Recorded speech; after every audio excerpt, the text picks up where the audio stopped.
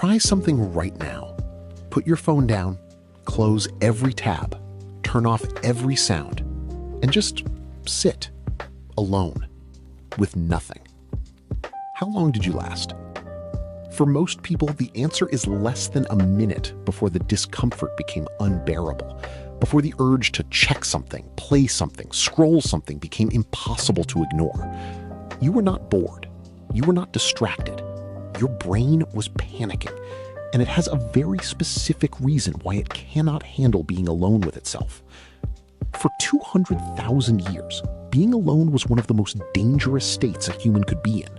Separated from the tribe meant no protection, no food sharing, no warning system. Your brain developed a powerful discomfort response to solitude, an alarm that fires the moment you are isolated, designed to drive you back toward other people immediately. That alarm still fires today. Every time you sit in silence, every time you are alone with your thoughts, your brain interprets it as a threat signal, not because you are in danger, but because it is still running survival code written for a world where alone genuinely meant dead. Neuroscientist Marcus Reichel at Washington University discovered in 2001 that the brain has a default mode network, a specific system that activates when external stimulation stops. When you have nothing to focus on, this network switches on and begins generating thoughts about yourself, your past, your future, and your relationships. It is the brain's internal processing system, designed for reflection, planning, and making sense of your experiences. But Harvard researchers Killingsworth and Gilbert found in 2010 that 47% of waking hours are spent in this mind-wandering state, and that a wandering mind is significantly less happy than a focused one. The default mode network is powerful, but without practice, it defaults to anxiety, rumination, and regret rather than clarity and creativity.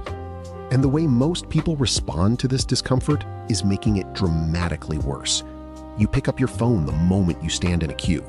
You turn on the TV the moment you sit down to eat alone. You put in headphones before you have taken your first step outside.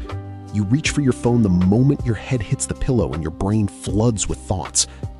Every time you do this, you are training your brain that silence is intolerable, that the moment discomfort arrives, escape is the answer. And a brain that is never allowed to sit with itself becomes less and less capable of doing so. The discomfort grows. The panic arrives faster. The need for constant input becomes more desperate with every passing month. So here is the practice that reverses it. Start with 5 minutes of phone-free breakfast. Just you and your food and your thoughts, no screen. Once a week, take one walk without headphones.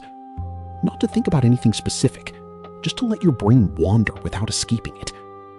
And for 2 minutes before sleep, sit with no screen and let the thoughts come without fighting them. These are not meditation. They are not journaling.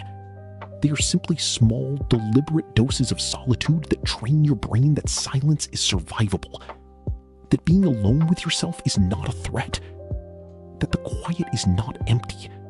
It is where your clearest thinking lives, waiting underneath the noise you have been feeding it instead. Subscribe to Mindstick. Every Saturday, I give you one more way to understand your brain before it quietly runs your life for you.